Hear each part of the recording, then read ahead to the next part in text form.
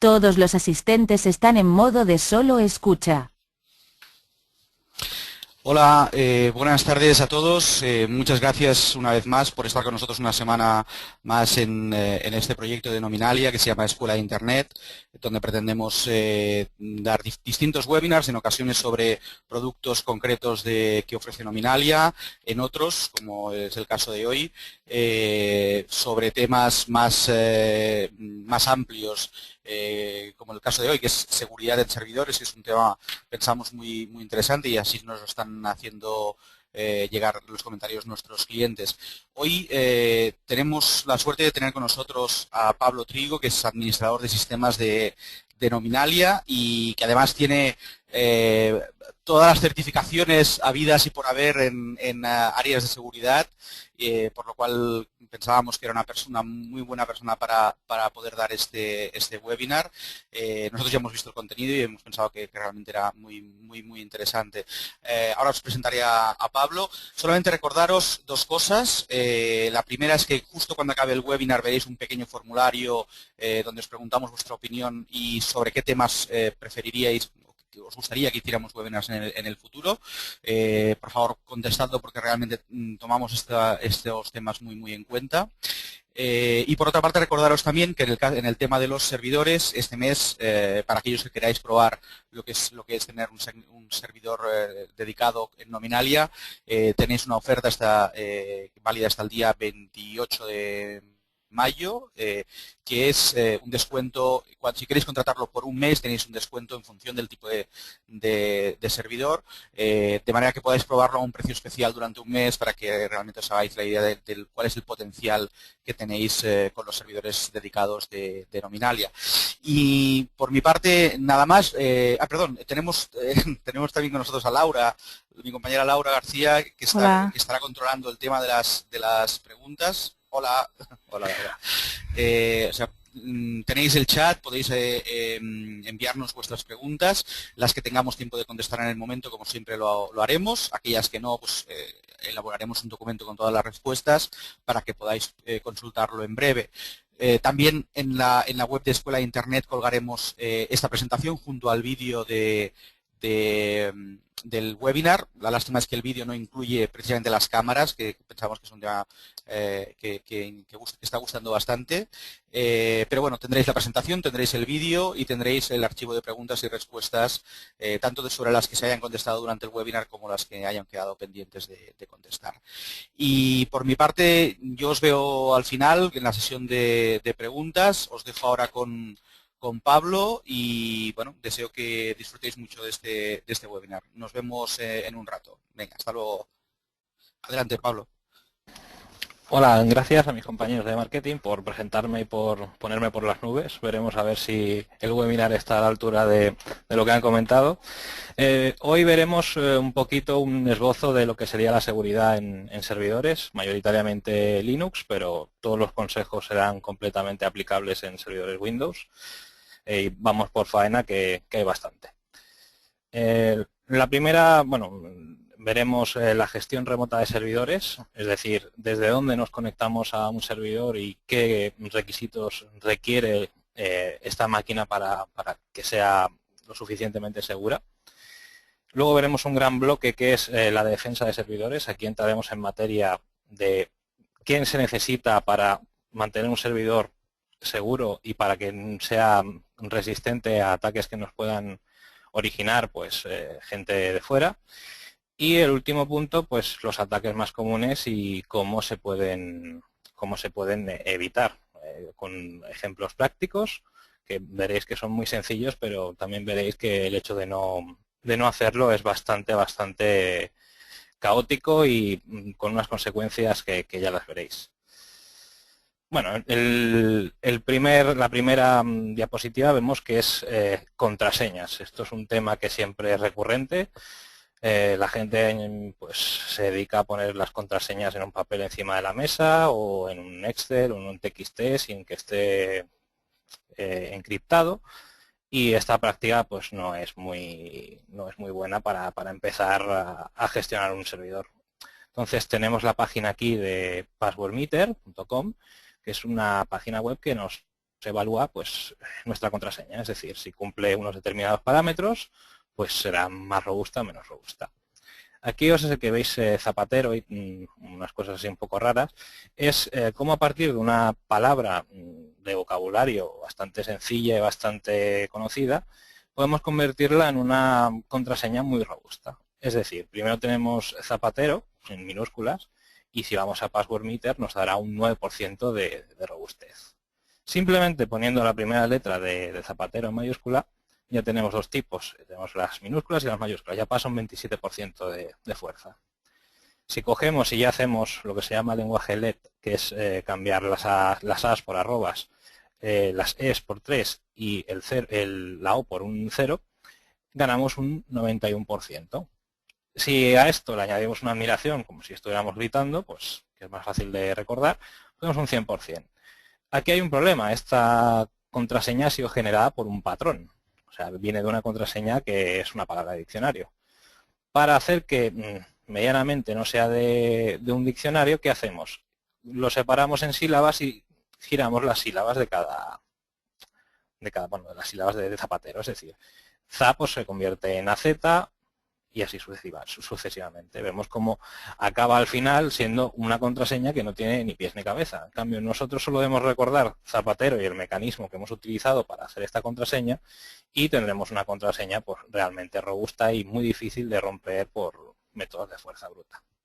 Una vez tenemos la contraseña, ya las siguientes, si cada vez que tenemos que usar una contraseña tenemos que hacer este método, pues digamos que tendremos un problema de retener tanta información. Para esto hay unos programas de gestiones de contraseñas, por ejemplo KeePass, que es una aplicación muy buena y gratuita, que te permite pues, generar contraseñas complejas con un cifrado de todas las contraseñas en una base de datos muy importante y la podemos llevar en un pendrive o lo podemos poner en cualquier sitio porque podemos acceder desde cualquier sitio a esta gestión de contraseñas o moverlas. A continuación os enseño el programa.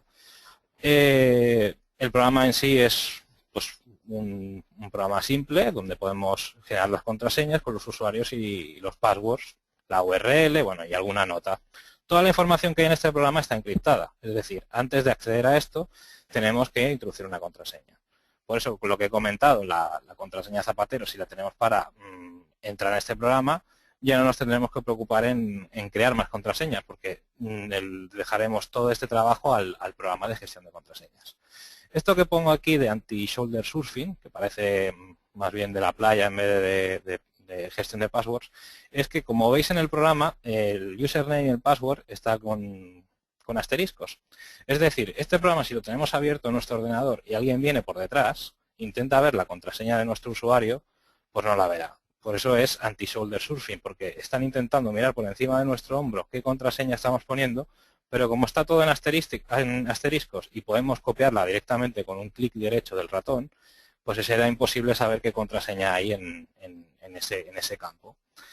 Además de esto, si por cualquier cosa nos levantamos del ordenador sin bloquearlo, la contraseña permanece unos 30 segundos, 15 segundos en el portapapeles. Es decir, si no la usamos o si hay algún programa abierto, pues dejará de estar copiada. Es decir, bastante buena esta opción. Y como ya he dicho antes, está disponible en todas las plataformas. Mac, Linux, Windows, en cualquier plataforma es posible descargar este programa y usarlo. Además es gratuito, o sea que aconsejo el uso de este. Bueno, este es el típico consejo que siempre doy y nadie me hace caso, pero bueno, yo me veo obligado a decirlo, que es que el usuario administrador parece ser que es el usuario que se utiliza para todo. Es decir, para ver una película, para bajarse un archivo, para cualquier cosa, uno tiene que ser administrador. Cuando no es así. Es decir, el administrador solamente necesita ser administrador cuando instala programas. Para usarlos no es necesario. Además que es un riesgo el hecho de usar el usuario administrador para cualquier uso común, porque cualquier programa tiene privilegios para hacer lo que quiera. Tal como está Internet ahora mismo, cualquier applet o cualquier JavaScript que esté en una página web, si somos usuarios administradores navegando por Internet, cosa que no hace falta para nada, ese script o esa cosa que se lance en nuestro navegador, pues podrá hacer modificaciones de sistema y podrá hacer lo que quiera con nuestro ordenador.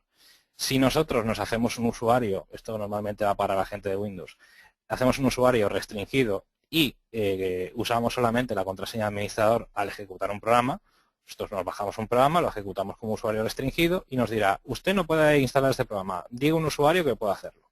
Introducimos el administrador, lo instalamos y a partir de ahí podemos seguir usando el PC. Con esta simple práctica te puedes ahorrar pues, un 80 o un 90% de infecciones simplemente haciendo un usuario normal. Entonces, yo aconsejo encarecidamente que hagáis un usuario normal para la gestión común de cada día, porque no es necesario. Me podríais decir, hostia, pero es que yo necesito ejecutar programas como administrador, porque tengo, por ejemplo, una VPN, como hay que modificar rutas, etcétera, etcétera, pues es un problema, porque si soy un usuario restringido, cada vez que la ejecute o cada vez que haga cualquier cosa, pues me va a estar pidiendo el password y puede ser un poco engorroso. Bueno, hay, como todo en esta vida, hay solución. En Linux tenemos y en Mac tenemos el comando sudo, que es directamente nos da permiso para ejecutar lo que queramos como administrador, o tenemos el run as en entornos Windows, que podemos decir que un programa lo ejecute como administrador, introduciendo las credenciales y a partir de ahí ya nunca hará falta pues, la contraseña administrador. Por ejemplo, tenemos una VPN y queremos ejecutarla como administrador, pues hacemos un iconito con el run as, introducimos los parámetros de administrador y a partir de entonces ese usuario restringido podrá usar los permisos de administrador en ese programa. Los demás seguirá siendo un usuario normal y corriente sin capacidad ni privilegios de hacer nada. Además de esto, siempre es recomendable tener el sistema operativo actualizado con un antivirus en el caso de los Linux y anti-malware porque aparte de virus, digamos que las páginas web también pueden instalar programas que se dediquen, pues no sé, a abrir pop-ups o etcétera, etcétera, que no son nada buenos para nuestro sistema. Bueno, pasamos ya al tema importante que es, bueno, tenemos nuestro cliente bien instalado con todas las actualizaciones. Ahora pues vamos por faena y vamos a hacer que nuestro servidor sea robusto y que nadie en el mundo mundial pueda acceder a él. Tenemos los IDS y IPS que son pues, detectores de intrusos o protección de intrusos. Son sistemas que actúan dependiendo del tipo de información que le llegue haciendo una cosa u otra. Lo explicaremos a continuación. Los firewalls es un programa pues, que decide, según lo que le digamos nosotros, qué tráfico entra o no entra, pero no lo analiza como lo que he mencionado anteriormente. El detector de intrusos analiza el tráfico y decide qué hacer entre una cosa y otra. En firewall simplemente es o pasa o no pasa. Todo viene por una regla. Luego pasamos al hardening, que esto pues, yo he utilizado el protocolo de conexión de Linux SSH para explicarlo. Hardening es, una vez instalado un servicio de serie, pues lo hacemos muchísimo más robusto. O sea, el hecho de instalar una cosa y que funcione, pues normalmente no es suficiente. Hay que instalarlo y hay que hacer un tuning para que sea lo más resistente posible a posibles ataques. Y bueno, después de haber explicado todo lo que es a nivel, digamos, teórico, pues la vida también puede ser sencilla con soluciones open source o comerciales que, digamos, nos automatiza todo lo que voy a explicar. Bueno, aquí tenemos al famoso Snort, que es un IDS IPS para detectar, digamos, intrusos en nuestro sistema. Normalmente se suele hacer, como veis en el esquema, se conecta después del firewall y pues, dependiendo de cómo esté configurado, pues habrá una cosa u otra. Es decir, se puede hacer una política que, por ejemplo, si alguien se conecta a nuestro puerto 21 FTP a las 3 de la mañana, pues detectará que esta acción no es correcta porque nadie debería conectarse a esa FTP a una determinada hora y nos enviará una alerta diciendo pues un mail o a donde queramos diciendo tal persona o tal IP ha hecho una conexión al puerto 21. Entonces esto sería una alerta. Esto es lo que haría un IDS. En cambio un IPS ¿qué haría? Digamos que tomaría una acción. Es decir, si una persona se conecta al puerto 21 y no debería conectarse nadie, pues a lo mejor el IPS envía un mail y encima le capa la conexión, es decir, no volverá a conectarse. le enviará pues eso al firewall, le dirá tal IP ha conectado al puerto 21, no debería haberse conectado y pues no le permito el acceso más a toda nuestra red. Es decir, a lo mejor le capa el 21 y le capa todos los puertos para que no pueda volver a acceder.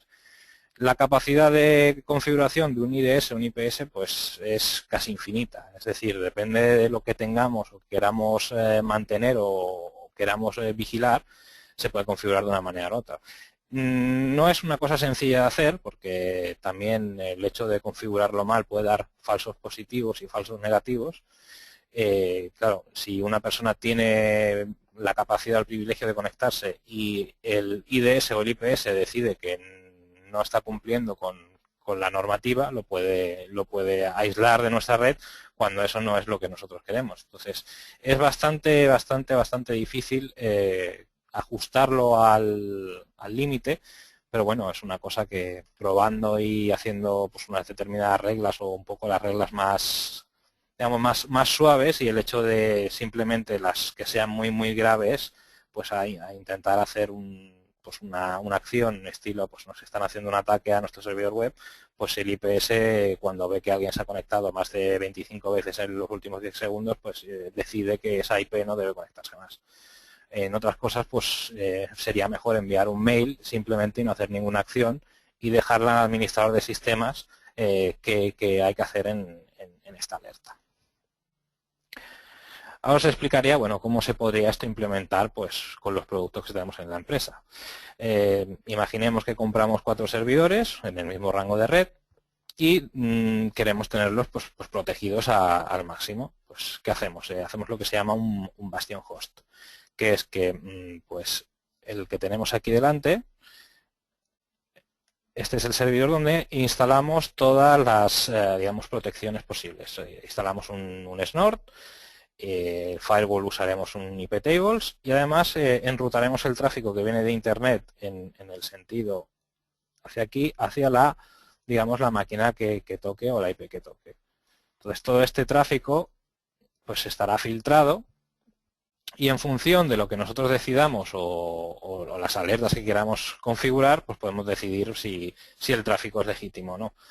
Esto es un esquema bastante interesante porque solamente hay que controlar una máquina. Es decir, nosotros podemos meter 3 máquinas detrás o comprar una máquina más grande delante como bastión y poner pues 15 máquinas detrás. Entonces esto es un esquema muy escalable y muy seguro porque toda la seguridad está centralizada en un servidor. Es decir, da lo mismo administrarla para 3 que para 15, siempre y cuando sean más o menos las mismas reglas, pero siempre el hecho de tener centralizada la seguridad pues nos ayuda a que la gestión de sistemas sea bastante más cómoda. Sería interesante, en vez de instalarlo en cada servidor, hacer este tipo de esquema en una posible estructura de servidores. Bueno, ahora os explico el tema del firewall. Esto es Linux 100%. Pues esto sería, básicamente aquí he hecho un pequeño script que sería el típico script que haríamos en un servidor para hacer copias de seguridad. O sea, simplemente utilizando este script en Linux, solo podremos acceder desde la IP pública que decidamos. Todo el demás tráfico, o sea, todo el tráfico que no sea de nuestra IP pública quedará restringido. Por lo que si queremos hacer una copia remota usando este script, la verdad es que lo tenemos bastante bien porque sabemos que solamente nuestra IP pública pues, podrá acceder a ese sistema. Se pueden automatizar backups o también podría utilizarse este script, por ejemplo, si sufrimos un ataque muy grande, pues el hecho de nosotros cerrar todo y solamente dejarnos acceso a nosotros, pues nos daría tiempo a lo mejor a poner un poco de orden y de adecuar las reglas que toquen para el ataque masivo. Esto depende muchísimo de para qué lo queramos. El ejemplo este que os he comentado aquí es, pues mira, es un servidor que lo tenemos fuera de nuestra red, a lo mejor no está localizado en el mismo continente donde tenemos todo el servicio y lo utilizamos para enviar allí los backups.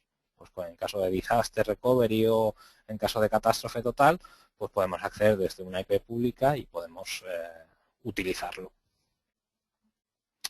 Bueno, ahora vamos al hardening. Como os he comentado, es el hecho de hacer que un protocolo instalado y funcional, pues sea más robusto. Es decir, el SSH, como sabemos, funciona en el puerto 22. Pues una solución bastante sencilla es simplemente cambiar este puerto. Pues ponemos, yo que sé, el 10.000. Pues el 10.000 no, que es el webmin, pues no sé, el 11.000. Pues el 11.000, pues ya simplemente todos los escáneres que hay automáticos, pues al 22 no estará porque estará en el 11.000. No es una medida de seguridad, pero bueno, es una cosa que no cuesta nada hacerla y digamos que nos evitamos bastantes escaneos de zombies que hay por internet. Entonces es una medida bastante fácil y rápida de implementar. Luego usar solamente la versión 2. La versión 1 de SSH tiene muchos problemas de seguridad, entonces es forzar para que no haya ninguna comunicación pues, en un protocolo que no es que es vulnerable. No permitir el usuario root en el login inicial. Esto es muy importante porque cuando intenten atacar a nuestro servidor siempre lo intentarán hacer como root, porque usuario podría ser cualquiera. Como root es el usuario con más privilegios, por lo tanto, si nosotros directamente hacemos que el root no se pueda logar, hacemos muchísimo más difícil un ataque a nuestro servidor, porque deberían saber cómo se llama el usuario, que no le pondríamos un nombre común, porque si no sería bastante fácil, y la contraseña. Luego pasamos al cifrado.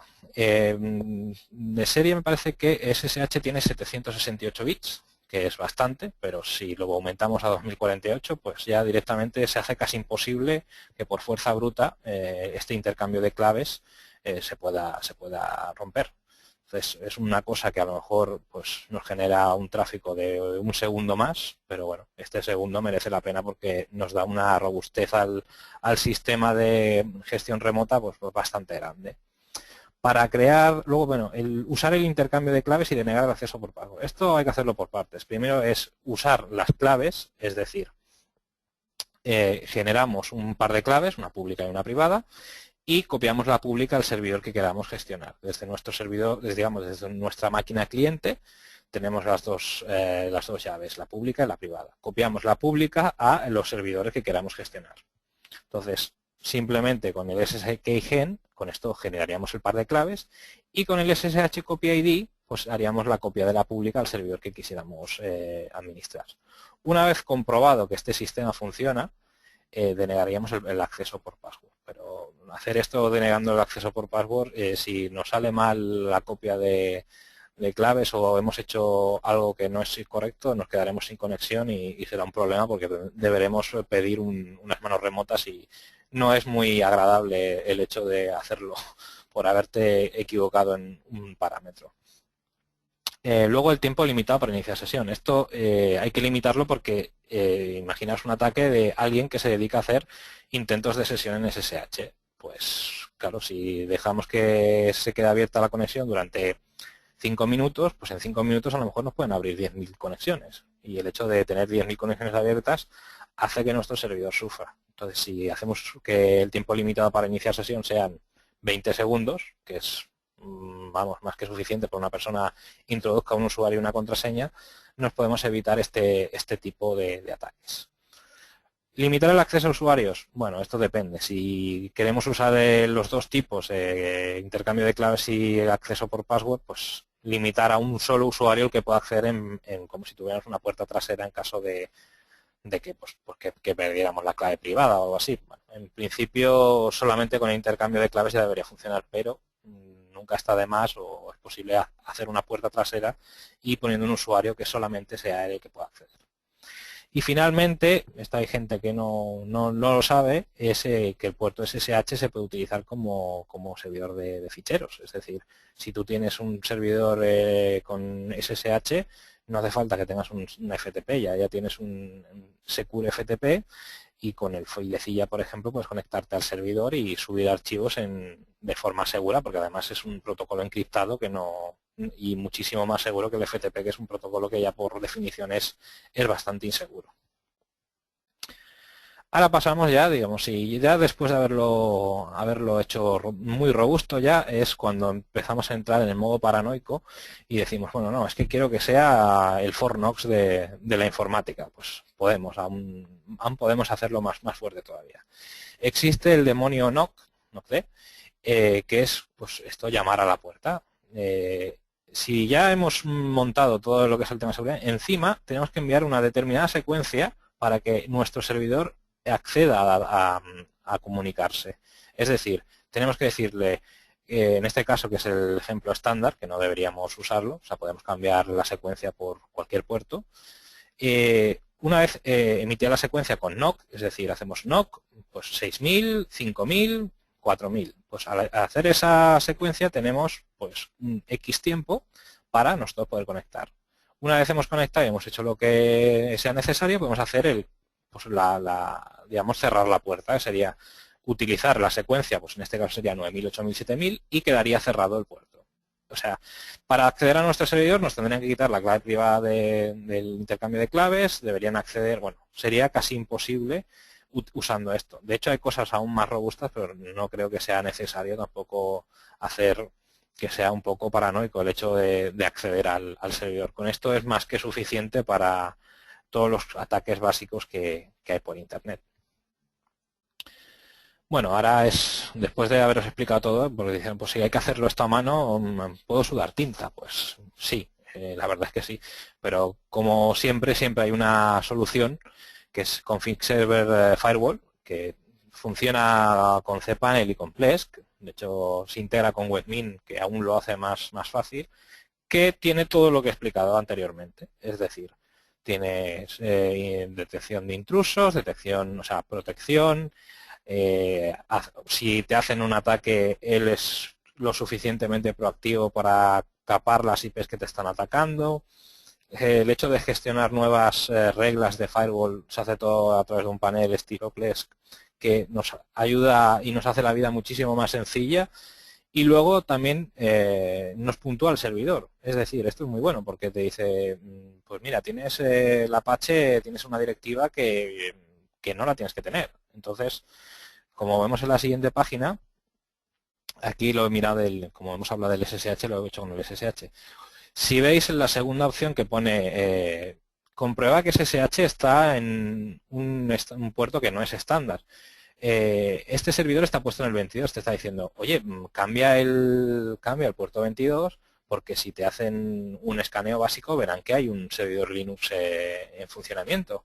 Simplemente con cambiar el número de puerto, pues todos los escaneos automáticos los evitas. Aquí nos ganaríamos pues un puntito más verde. Y el de debajo, pues lo mismo que comentaba, ¿no? Check Password Authentication, pues lo mismo. Si usamos un intercambio de claves de una privada y una pública, pues aquí ganaremos también un puntito verde y lo tendremos todo verde y vamos, Config Server estará muy contentos con nuestra gestión. Y bueno, estaremos más tranquilos también.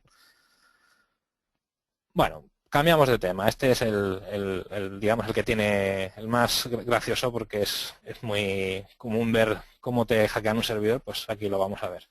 Primero tenemos el escaneo de vulnerabilidades. Muchas veces dicen, oye, pero ¿cómo protejo mi servidor? ¿De qué tengo que protegerlo? Pues no os preocupéis que tenemos programas o hay programas que se dedican pues precisamente a esto, a decirte, oye, pues en este puerto tienes una versión que la deberías actualizar o esto está programado bastante mal y como te hagan un determinado ataque te pueden acceder. Cosas así, ¿no? Y lo siguiente son los ataques comunes, o sea, es decir, un ataque hecho a conciencia en algo que está mal programado. Lo veremos el registro global famoso de PHP, ejecución remota por PHP también, el SQL injection y bueno, el final y el famoso ataque de denegación de servicio. Los programas más famosos por excelencia para escanear vulnerabilidades en el servidor es Nessus y bueno, Akunetis también es bastante famoso. Y luego tenemos OpenBus. OpenBus es, digamos, que salió en función, pues Nessus es de pago y es bastante caro. Y OpenBus pues es, digamos, el Nessus de Open Source. Es un port que se hizo de Nessus para que la gente pudiera escanear sus servidores. Entonces, os invito a que utilicéis una herramienta de estas, aunque sea una trial, y veáis vuestro servidor, pues la puntuación que le da y qué tipo de vulnerabilidades existen. O sea, te puede salir cualquier cosa que a lo mejor creías que no era un problema y realmente esto te puede enseñar a decir, oye, pues a lo mejor esto que programamos para hacer un formulario, pues aquí nos pueden hacer no sé, enviar spam a través de este formulario porque está mal programado, no sé, cualquier cosa de estas, un programa de escaneo de vulnerabilidades pues nos puede ayudar a hacerlo bastante más robusto. Bueno, el primer ataque es pues usar el register globals, que es una propiedad de PHP que nos deja pues pasar variables por formularios, cookies, etcétera, y se mantienen en memoria. Entonces vemos este código, un código sencillo, que es pues tenemos una tienda ejemplo.com, y al introducir pues el típico código de descuento, pues se ejecuta este código. Es decir, si tienes si pones súper barato 10 en la web, pues te hace un descuento del 5%, ¿no? Vemos que el descuento se pone a 0,5 y el total pues pasa pues a ser el 5% menos del total, ¿no? Entonces dice, bueno, perfecto. ¿Qué problema hay aquí? Pues claro, si tenemos el register globals podemos pasar variables por la URL. Entonces, al poner, como veis al final, descuento 9, esto de aquí, al verlo, pues claro, ya estamos forzando que esta variable sea el 90%. Si esto no está, si no está filtrado, que es como lo he puesto yo en verde, que sería cómo se arreglaría, directamente da igual lo que ponga, porque en el primer if aquí no entrará. Como no entrará, dice, si descuento está, digamos, declarado, claro que está declarado, pues lo hemos pasado por la URL, pues utilizamos y nos hace el descuento total. Entonces, claro, el hecho de digamos, estar con un 90% de descuento en nuestra web, pues puede ser que veamos que digamos, ver que nos están haciendo compras por un precio que no es el correspondiente, pues veremos que en nuestra página de e-commerce o cualquier página que utilicemos un sistema similar para vender, pues tengamos un problema porque no nos cuadre. Entonces decir, oye, aquí ¿qué ha pasado? La página web está funcionando perfectamente y no sé, pero los totales o cuando cerramos caja, pues no tiene nada que ver una cosa con la otra. Entonces el escaneo de vulnerabilidades nos diría que pues se puede utilizar un register globals para atacarnos. Entonces claro, sería muy conveniente el hecho de hacer este parche que tengo aquí. O sea, es decir, si tú nos meten 0, a ver, la idea sería que registros globals directamente se pusieran en off. Eso sería lo mejor. Pero si por cualquier cosa o porque la programación de la página no nos lo permite, pues si nosotros aquí en descuento, que ponemos descuento 0, directamente lo ponemos a 0, aunque nos venga 0,9, como aquí se machacará el dato, pues se pondrá el dato correspondiente. Entonces miraremos si el código, digamos, el código que tienes de descuento es el adecuado, pues aplicará. Y si no, pues nos aplicará y funcionará. Esto digamos que es un parche. La idea sería desactivar el registro global. El Remote Code Execution, este es, digamos, un ataque bastante malo. Es decir, puede hacer mucho daño. Muy parecido al anterior, pero podemos ejecutar comandos. Es decir, si alguien ha utilizado un eval en el código, es decir, lo que pongamos en esta variable lo ejecutará tal cual, porque hemos concatenado datos o porque necesitamos usar esto. ¿Qué pasa? Que claro, dice alguien, hostia, pues mira, aquí hay una variable que es CP, pues ¿qué pasa si hago esto? Entonces, como esto va directamente al eval, estás haciendo un system ifconfig. En el caso de que esto fuera un servidor Linux, nos enseñaría toda la configuración de red. Alguno pensará, bueno, y si pongo un rm-fr contra barra, borro el servidor. Pues sí, lo borrarías. O sea, quedaría el servidor completamente formateado. O en vez de borrarlo para hacer un Cristo, pues instalar un programa o directamente en esta cadena copiar un programa con puntos y comas y, no sé, montar aquí un servidor de spam o, no sé, o ponerlo a minear bitcoins o cualquier cosa de estas. Todo lo que te permita ejecutar un comando es fácilmente utilizable luego para usarlo como terminal o como zombie. Este es bastante gracioso, este ataque. El SQL injection, pues es lo que dice la frase, ¿no? Es inyección de código de SQL. Imaginemos que tenemos aquí en el primero, pues vemos que es una consulta que tiene toda la información de la tabla usuarios, donde el email sea lo que sea y el password sea lo que sea, ¿vale? Entonces, ¿qué pasa? Nosotros introducimos aquí pablo@ejemplo.com y el password, pues Zapatero, ¿no? Entonces, esto está correcto y accederemos. No pasa nada. Pero bueno, alguien puede decir, bueno, a ver si hacemos esto, a ver qué pasa. En vez de utilizar Zapatero de password, usamos esto, que parece una cosa muy rara. Esto de aquí. Y dices, bueno, a ver qué pasa. Como la consulta no filtra, digamos, en la entrada de datos, la consulta queda así. Es seleccióname todo lo que toda la información de la tabla de usuarios, donde el email sea Pablo y el password sea nada, porque lo hemos cerrado con la primera comilla simple, o 1 sea igual a 1. 1 igual a 1 siempre será verdadero, por lo tanto esto es falso o verdadero.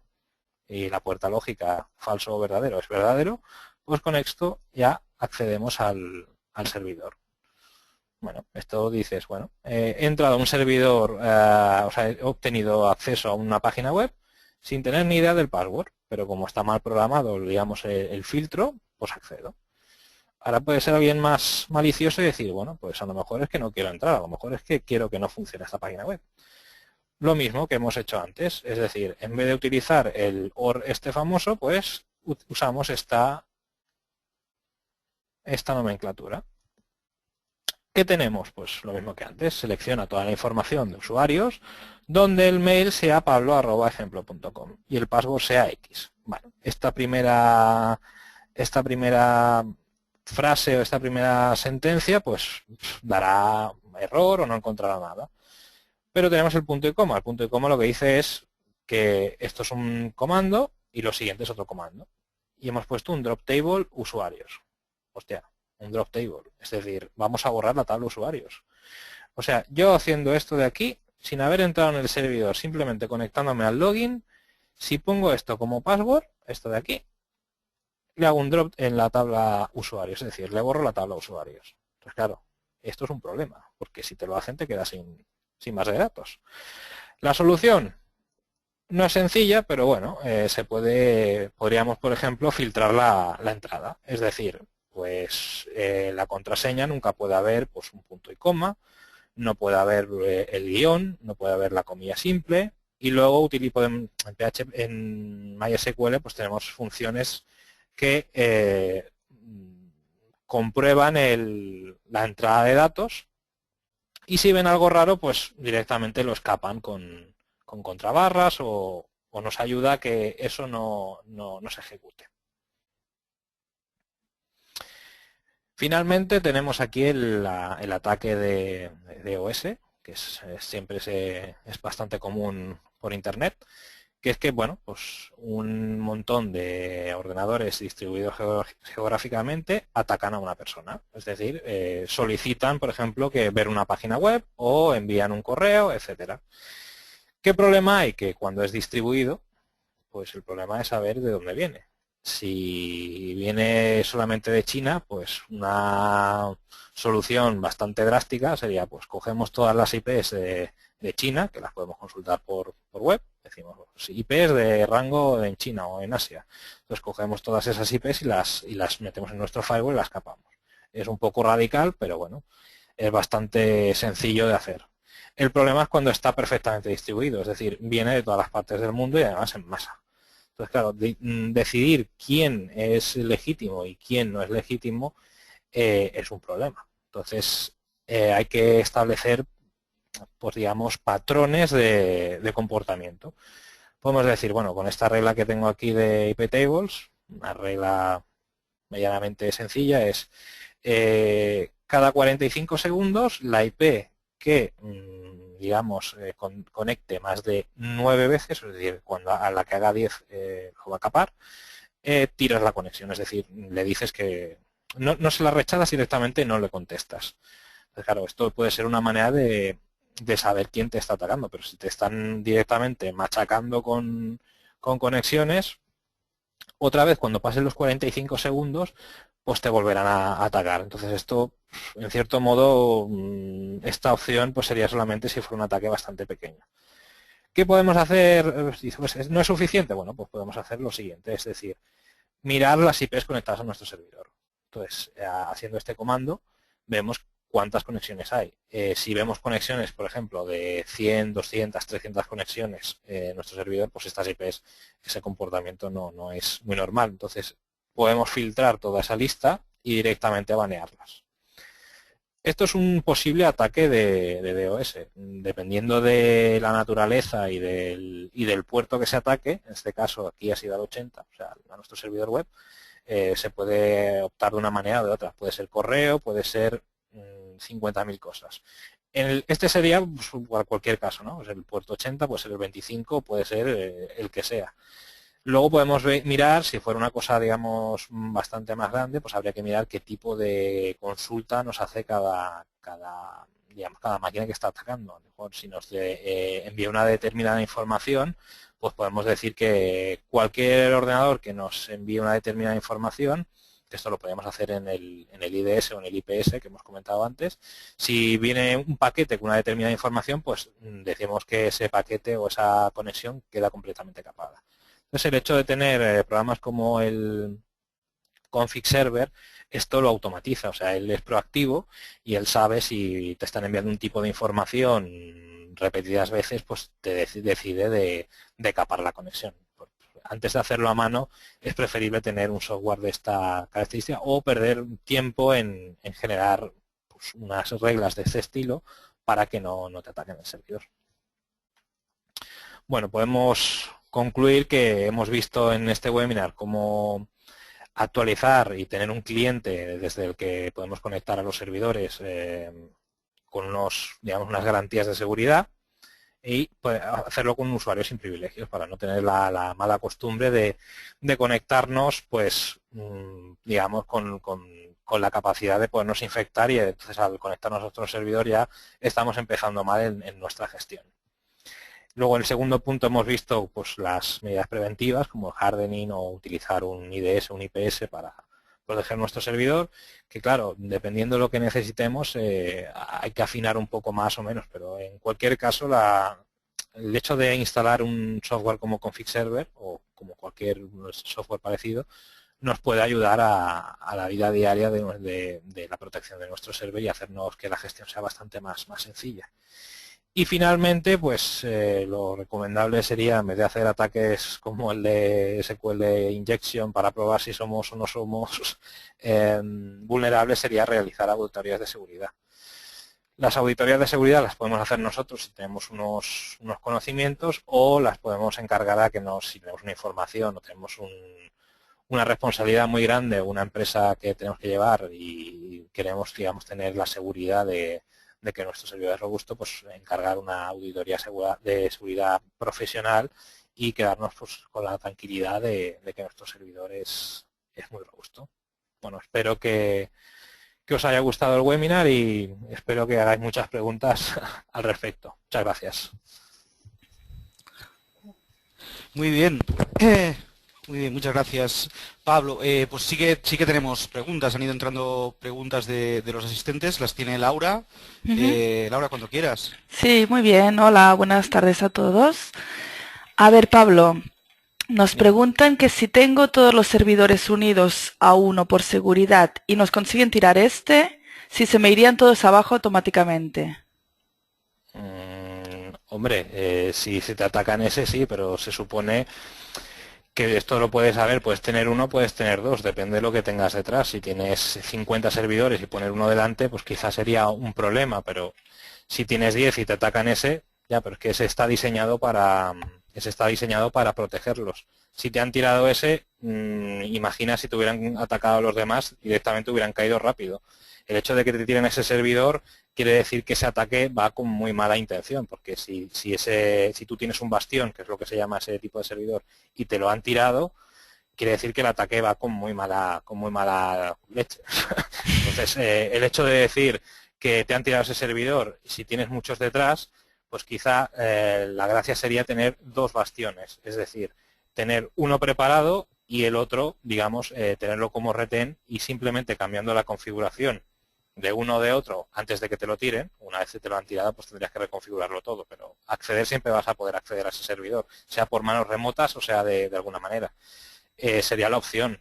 Claro, el hecho de que te tiren un bastión ya directamente es que es un ataque bastante premeditado. La función del bastión es precisamente esa, que no te lo tiren. Ujú. Muy bien, comprendido. Pues mira, preguntan cómo se podrían aplicar estas medidas de seguridad en servidores Windows. Porque lo que has contado Pues, es Linux, ¿sí? sí. Bueno, en Windows sería un pelín distinto, pero sería lo mismo. Es decir, el servidor, en vez de conectarse por SSH, se conectaría por RDP. Y para, pues el RDP es el 3389 como puerto, pues habría que cambiarlo. Cambiaríamos el puerto pues a, yo que sé, al 9000. Además de, en vez de, pues como no es el cifrado del RDP, tendríamos que aumentarlo y podríamos utilizar una VPN o una conexión IPsec para conectar a este servidor. Entonces, más o menos es parecido a lo que es el SSH en Linux. Desde mi punto de vista es más sencillo, pero en Windows también podemos hacerlo con otras herramientas. Ujú. Muy bien. Vale. Nos preguntan que si existe alguna formación específica para mantener la seguridad en servidores. Bueno, hay bastantes. Primeramente, dependiendo de lo que necesitamos proteger, pues estaría bien pues hacer alguna formación estilo pues, LPI de Linux o algo de Windows, dependiendo del tipo de servidor que tengamos que utilizar. Y luego las de seguridad, aquí hay de todo. Esto siempre se ha discutido. Hay gente que no es partidaria de las certificaciones de seguridad porque son un engañabobos. Y yo soy los partidarios que, bueno, no son la panacea, pero hay certificaciones de seguridad como, por ejemplo, la Certificate Ethical Hacker, que es una certificación donde habla de herramientas prácticas y de cómo se puede, pues, las contramedidas y cómo se pueden usar y qué herramientas se utilizan, digamos, en la auditoría de seguridad. Si no tienes mucha idea de dónde empezar, yo creo que es una buena idea pues el hecho de hacer un curso de alguna certificación de seguridad, más que nada pues para ver un poco el mundillo por donde puedes, digamos, empezar para labrarte un futuro, o al menos hacer que tu administración de servidores sea bastante más sencilla. Ujú. Muy bien. A ver, Pedro dice, ¿poner la web de mi pequeña empresa en un servidor dedicado me garantiza entonces más seguridad? Bueno, si el servidor dedicado de tu empresa ahora mismo está, digamos, en tu oficina, pues el hecho de que esté en un servidor dedicado quiere decir que va a estar en un data center donde va a estar vigilado las 24 horas, nadie va a poder acceder a tu servidor, nadie va a poder tocarlo físicamente y tú vas a poder instalar todas las herramientas que hemos comentado en el webinar. Es decir, si tú instalas la herramienta esta de config server en ese servidor, el hecho de estar en un data center, el hecho de tener toda ese software mirando las conexiones de tu servidor, el hecho de tener un ancho de banda que probablemente no lo puedas tener en tu casa, etcétera, etcétera, hará muchísimo más robusto tu servidor que tenerlo en otro sitio. De todas maneras, si me permites, Pablo, es importante recordar una cosa: un servidor dedicado es un servicio autogestionado, es decir, es el propio usuario, el propio propietario de ese servidor quien es responsable del software que contiene y por tanto de tenerlo actualizado, de tener las medidas de seguridad a nivel de software adecuadas, de que las versiones del software que tenga instalado sean las últimas y por tanto estén cubiertos los bugs que se hayan podido presentar. Con lo cual, cuidado con el tema. ¿Es más seguro? Sí, puede ser más seguro siempre y cuando se tomen las medidas adecuadas. Y recordamos esto, que un servidor dedicado es un servicio autogestionado. Nada, solo quería aportar esto. Yo ya da por supuesto de que aquí es simplemente nosotros damos la parcela y digamos la casa que se la construye cada uno. Es muy simple. Nosotros damos la parcela y lo que te construyas allí, si es de cañas o es de cemento armado, depende un poco de ti. Laura, no sé si Sí, de acuerdo. Sí. A ver, pregunta David, A día de hoy, Config Server es el mejor software y qué más softwares libres nos recomiendas? Gracias. Uy, pues es una pregunta bastante difícil porque yo como config server hasta ahora no he visto ninguno. De hecho es un software que es muy bueno. Algo parecido, no sé, en Windows tenemos lo que es el Forefront, pero no, sinceramente no sé, tendría que mirártelo, pero como este, y he probado bastantes, no he encontrado ninguno. Vamos, toda la gente que conozco de administración de sistemas está encantada con este software. No, más adelante miraré a ver si existe alguno parecido, pero ahora mismo creo que es lo único que hay en el mercado. Ujú. Gratuito, claro. Muy bien. Preguntan si las auditorías de seguridad pueden provocar una caída de servicio por simular un ataque. Hombre, en principio sí, siempre y cuando si la auditoría se establece de solamente que sea un escaneo, sin ir más allá, esto todo se decide con los auditores, es decir, simplemente que hagan un escaneo si directamente tenemos un servidor que es un espejo, que es exactamente el mismo servidor que el que usamos en producción, y hacer lo que queráis con él a ver si podéis entrar. Dependiendo de cómo tengas los servidores se podrá hacer una cosa u otra, pero en cualquier caso el hecho de que te hagan una auditoría de seguridad no quiere decir que te vayan a tirar la empresa, porque eso se supone que lo hace la gente, los hackers o los crackers en este caso de servidores, no una empresa que se dedica a mirar la seguridad de tu servidor. Ujú. Bien, retomamos lo del config server porque pregunta Eduardo si existe config server para Windows o es para Linux. Pues yo creo que es solamente para Linux, o sea, no he visto nada para Windows. De hecho, Windows tiene, el software que utiliza Windows es como comentabas, creo que va por Forefront y todo lo que son aplicaciones estilo Windows como config server normalmente no son buenas porque ya Microsoft da soluciones de ese estilo. O sea, antes tenía Windows el ISA Server, ahora es el Forefront, luego tiene el System Center Security. Yo creo que las únicas herramientas que hay desde Windows son de Microsoft y creo que son bastante caras. De hecho, si lo que se puede hacer es lo que he comentado, si tú tienes un bastión delante, da igual que tengas detrás un Windows, porque realmente el que estará filtrando será el config server. Por lo tanto, lo puedes montar siempre y cuando delante tengas una máquina que filtre ese tráfico. Bien, seguimos en el config server porque tenemos a David que pregunta, ¿config server divide las conexiones dependiendo del número de tarjetas de red?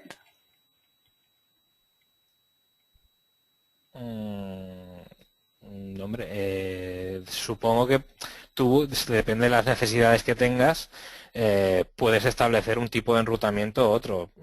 Esto, si el servidor solamente tiene una tarjeta, sí, pero si tienes 3 tarjetas, pues tú puedes establecer por cada tarjeta el tipo de tráfico que pueda acceder o que no pueda acceder. Esto depende mucho de la arquitectura que tengas montada en el data center o donde tengas el servidor. Tú puedes decir que una tarjeta simplemente sea de tráfico entrante y una tarjeta de tráfico saliente. No sé, todo esto depende de digamos, la flexibilidad que te dé el data center o el sitio donde estés conectado. Puedes tener tantas interfaces como quieras. De hecho, config server trabaja con IP tables, o sea que en principio el número de interfaces no es ningún problema. Muy bien. A ver, mira, aquí tienes una pregunta de Ramón que dice, buenas tardes, la pregunta o mejor el comentario, ¿qué le parece a Pablo en Windows prefijar las IPs autorizadas para acceso al RDP? ¿Un ataque afectaría el rendimiento? Hombre, si tenemos, digamos, las IPs solamente autorizadas, sería pues lo que he comentado antes en Linux.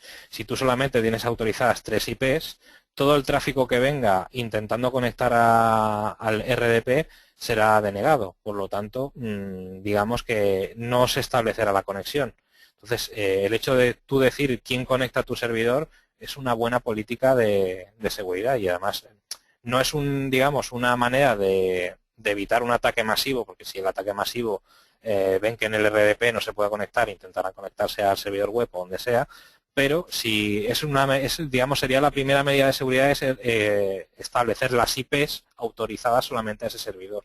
A partir de ahí, como he comentado antes, se puede utilizar IPsec en Windows, que establece una conexión punto a punto y la establece encriptada.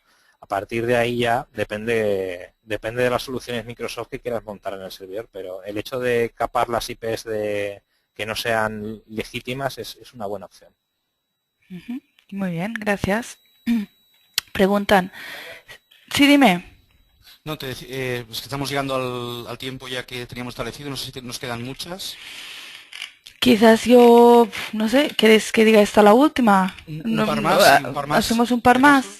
Vale. Sí, un par más, sí, está bien, gracias. A ver, nos preguntan, si me han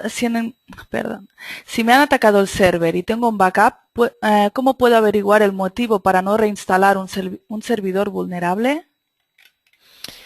Bueno, esta es la típica, esto es un escenario bastante común y bastante trágico porque tenemos un backup, nos han entrado a la máquina, no tenemos ni idea de cómo nos han entrado. Entonces, normalmente lo que se suele hacer es, en una máquina virtual, por ejemplo, en local, intentar hacer el restore de la máquina y una vez en el entorno virtual ver, digamos, qué está intentando hacer la máquina, o sea, mirar las conexiones, mirar todos los registros de los servicios que tenemos para establecer un comportamiento, establecer un agujero de seguridad. También podemos hacerle un escaneo de vulnerabilidades. También estos programas que hemos comentado antes nos puede abrir luz o decir cuál es el problema y a partir de ahí pues establecer las medidas necesarias para que cuando restauremos el servidor no nos pase lo mismo. Perdón. A ver, venga, la última, ¿vale? Dice, hola, ¿qué opinión les merece servicios de CND como Cloudflare o Cloud Cache como mecanismos de seguridad? ¿Habéis usado alguno? Un saludo. No hemos usado ninguno. Supongo que se referirá pues el hecho de gestionar las conexiones por algún sistema de ancho de banda que te pueda enrutar en función de un tráfico por un sitio o por otro. Nosotros en principio aquí no usamos eso. Si tienes un volumen muy grande de datos, normalmente se suele utilizar algo parecido. No sé exactamente si es esto lo que comenta, pero normalmente los precios de estas tecnologías no son baratas porque depende del volumen de tráfico que tengamos. Y sí que es una medida de seguridad, pero no son de bajo coste precisamente. Muy bien, David, si te parece, yo lo dejaría aquí. Sí, yo creo que si ha quedado alguna, recordaros que vamos a crear un documento con todas las preguntas y las respuestas y lo colgaremos en Escuela de Internet. Simplemente yo quería primero agradeceros el tiempo que nos habéis dedicado hoy. Recordaros que cuando salgáis del webinar inmediatamente os aparecerá un pop-up con un par de preguntas para que nos evaluéis el webinar y nos digáis en qué cosas estáis interesados para preparar los siguientes. Y recordaros que la semana que viene tenemos también uno muy interesante, un webinar muy interesante, también el jueves, en el que se explicará para aquellos que estéis interesados en utilizar un servidor dedicado para revender hosting, para poder vender hosting a vuestros clientes. Se os explicará cómo se hace, cómo se configura los espacios de hosting, las cuentas de cliente, todo esto, para que podáis hacerlo, de manera que el servidor dedicado de alguna manera sea una fuente de ingresos más de vuestro negocio. Y en principio nada más, simplemente agradecer a Pablo que el tiempo que ha dedicado, no solo el webinar, sino en la preparación. Este webinar ha sido muy técnico, porque el objetivo era ese. Deciros que depende de la temática, hay temas más técnicos, hay temas menos técnicos, pero intentamos cubrir distintas áreas del mundo de Internet y de los servidores. Nada más, muchas gracias, nos vemos de nuevo la próxima semana. Estaremos en contacto. Muchas gracias a todos. Gracias, Pablo. Gracias a todos. Adiós. Adiós.